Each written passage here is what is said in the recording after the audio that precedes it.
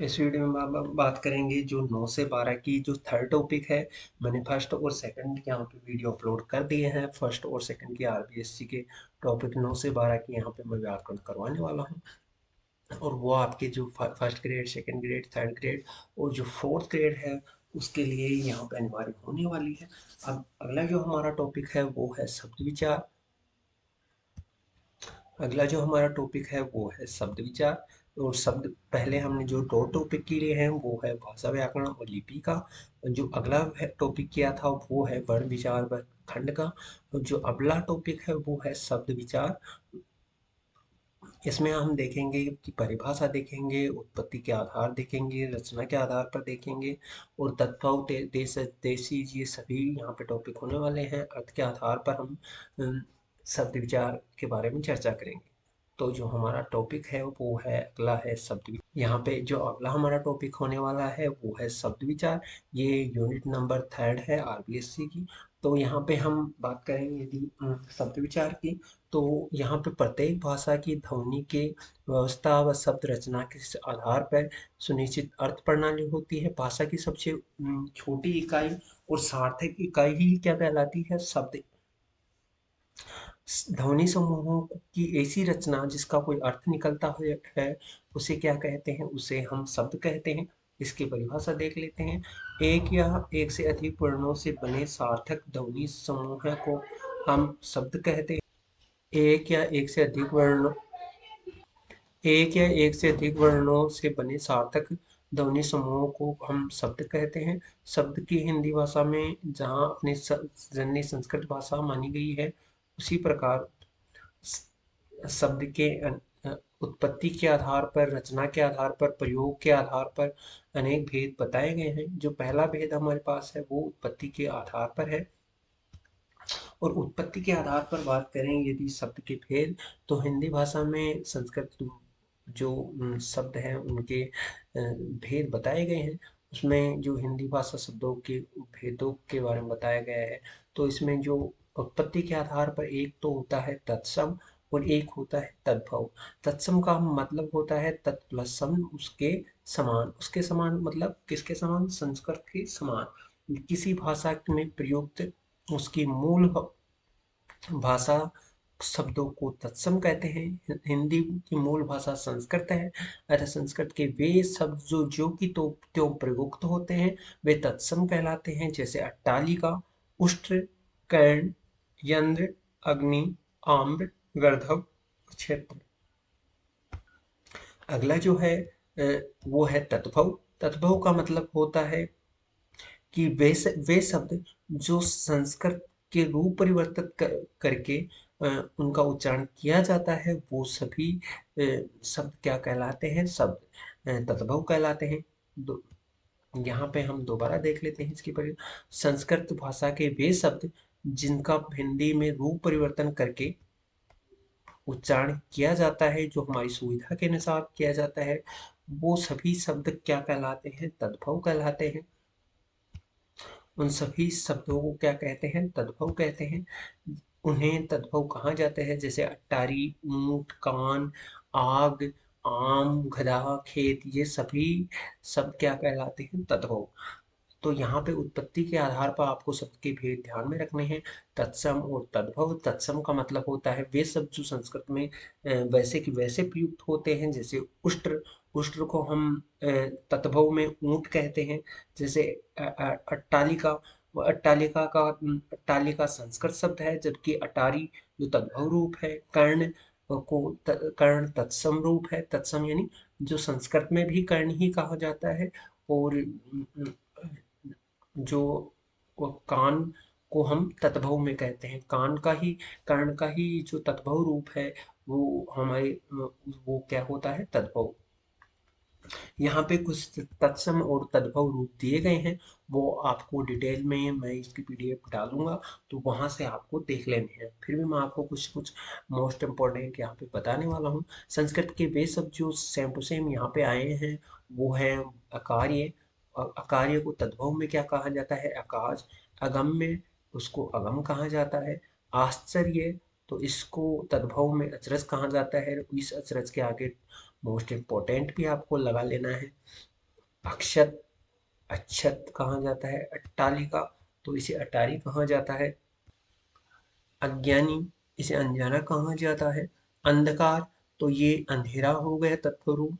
अमावस्या तत्सम रूप है, तो अमावस इसका तद्भव रूप है। अक्षर, आखर, अमूल्य, अमोल। ऐसे ही आपको सभी जो है वो देख लेने हैं। मैं इसकी जो डिटेल में आपको इसकी पीडीएफ डाल दूंगा, तो वहां से आप इसको देख लेना है। आ- आम्रचूर्ण, आम्रचूर्ण का मतलब अमचूर बोल सकते हैं। अंगुष्ठ, अंगूठा। अ, अ, अष्टादश, 18। और द्वादश को आपको कमेंट बॉक्स में कमेंट करना है कि द्वादश को का तद्भव रूप क्या होगा, और एक शतम का तद्भव रूप क्या होगा। अर्ध यहाँ पे दिया गया है, तो इसका आधा हो गया। अश्रु का आंसू हो गया। ऐसे ही हम ये सभी यहाँ पे देख लेंगे। ये सभी दिए गए हैं यहाँ पे। तो मैं नीचे ले चलता हूँ सीधा आपको, और हम ये तद्भव तद्भव तत्सम आपको रूप देख लेने हैं। अब अगला जो हमारा शब्द का जो रूप है वो है देशज।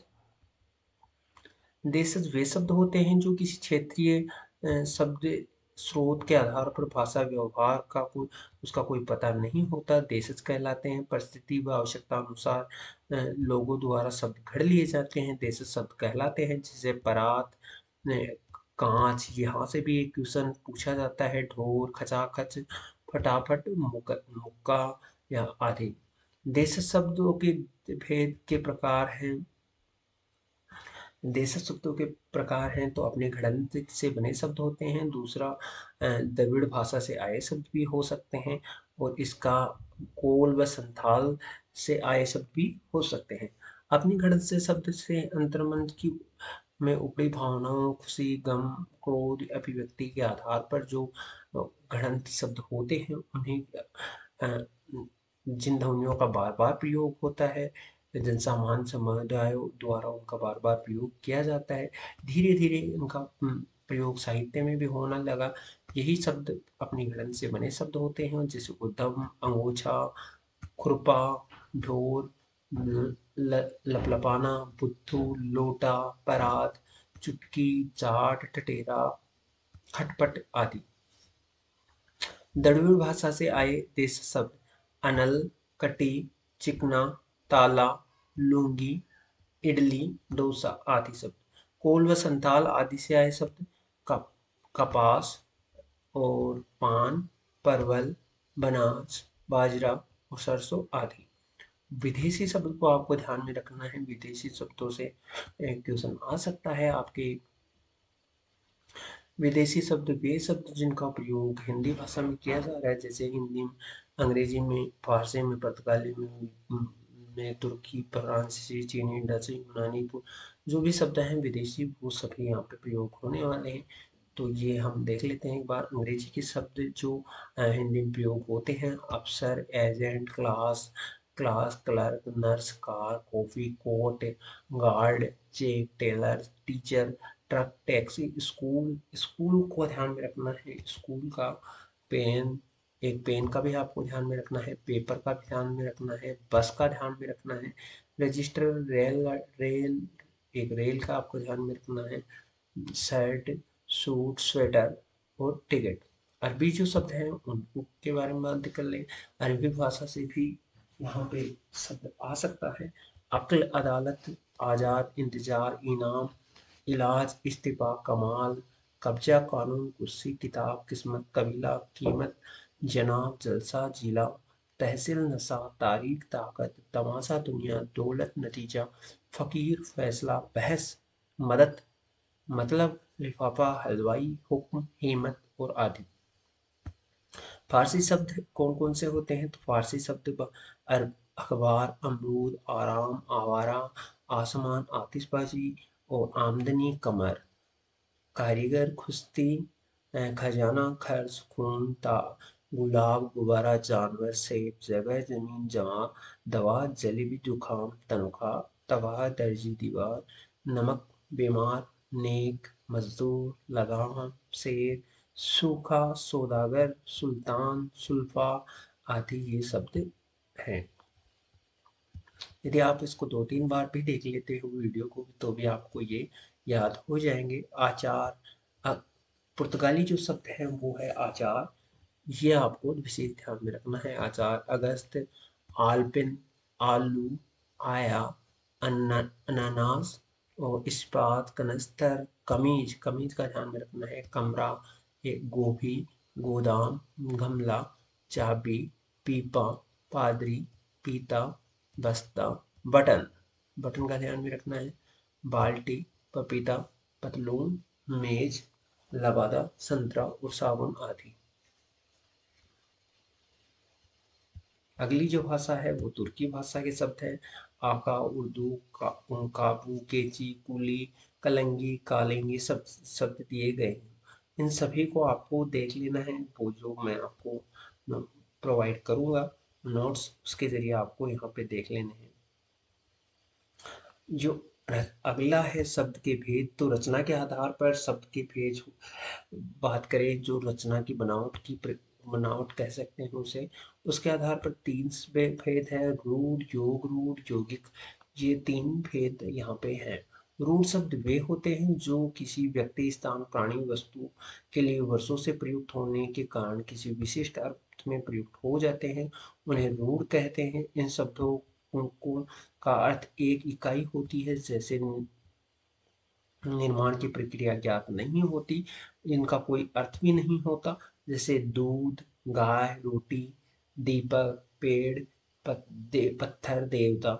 यहाँ पे ये ध्यान में रखना है, वे शब्द किसी व्यक्ति, स्थान, प्राणी, वस्तु के लिए प्रयुक्त होने वाले शब्द क्या कहलाते हैं? रूढ़।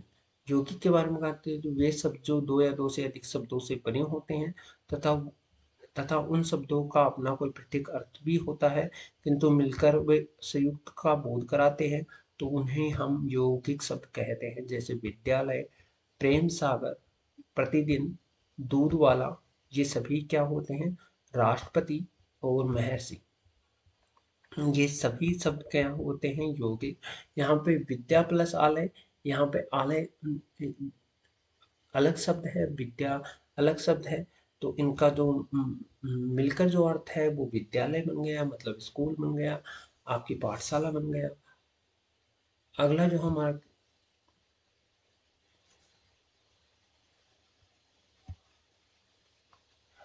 अगला है योग रूढ़। और योग रूढ़ के बारे में बात करें तो यहाँ पे योग रूढ़ की योग रूढ़ है। योग रूढ़ का वे शब्द जिनका प्रत्यक्ष निर्माण अर्थ देने के लिए किया जाता है, तथा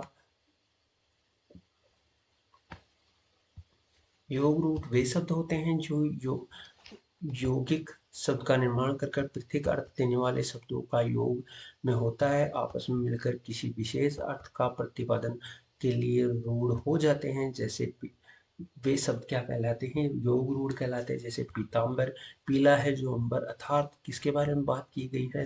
तो आकाश के बारे में बात की गई है। इन जैसे यहाँ पे मूल रूप से अर्थ इतर के अर्थ में विष्णु के रूप में रूढ़ हुआ है। तो इसी प्रकार दशानन, दशानन जैसे 10 है जिसके आनंद, यानी रावण के बारे में बात की गई है। गजानन, गजानन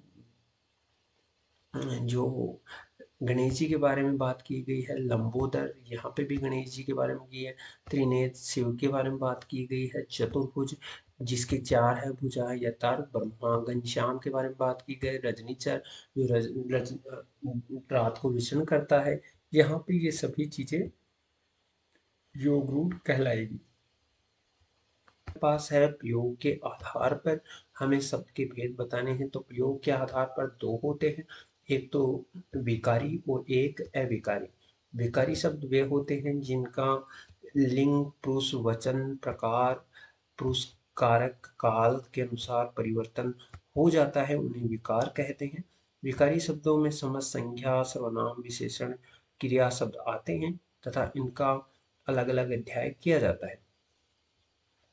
अविकारी वे शब्द होते हैं जिनका लिंग लिंग वचन काल के अनुसार कोई परिवर्तन नहीं होता, अर्थात उन्हें अव्यय भी कह सकते हैं, अविकारी शब्द भी कह सकते हैं। इन शब्दों के रूप सदैव वही बना सकता है, इसीलिए इन्हें अव्यय कहा जाता है, तथा अविकारी शब्दों में क्रिया विशेषण, संबंध बोधक, समुच्चय बोधक, विस्मयादि बोधक वे शब्द आते हैं। अर्थ के आधार पर देख लेते हैं शब्द के भेद। तो अर्थ के आधार पर एकार्थी शब्द होते हैं जिनका एक ही अर्थ निकले, वे शब्द एकार्थी। दिन, धूप, लकड़ा, लड़का, पहाड़। अर्थ के आधार पर बात करें तो एक तो एकार्थी हो गया, दूसरा अनेकार्थी है। अनेकार्थी जिन शब्दों के अनेक अर्थ निकलते हों या एक से अधिक अर्थ निकलते हो, जैसे अज, अमृत, सारंग, हरि आदि। पर्यायवाची शब्द वे शब्द जिनका अर्थ समान होता है, किसी शब्द के समान प्रतीत कराने वाला अर्थ होता है, समानता रखने वाला होता है, जैसे अमृत, पीयूष। विलोम शब्द जो विपरीत अर्थ प्रकट करते हैं, ये है। समुच्चारित शब्द वे शब्द जिनका समान सा प्रतीत होता है किंतु पूर्णतया भिन्न होते समानार्थी शब्द कहलाते हैं। या युग्म शब्द भी कहा जाता है, जैसे आधी और आधी। तो आधी का अर्थ होता है, आधी का प्रारंभ होता है, और जो यहाँ पे ये आधी है, इसका अर्थ होता है आदत होना या लत होना। शब्द समूह के लिए एक शब्द, जैसे किसी वाक्य या वाक्यांश का तात्पर्य एक शब्द में व्यक्त किया जाता है, जैसे जहाँ जाना संभव न हो तो वहाँ अगम्य। जो अपनी बात न टाले उसे क्या कहते हैं? अटल।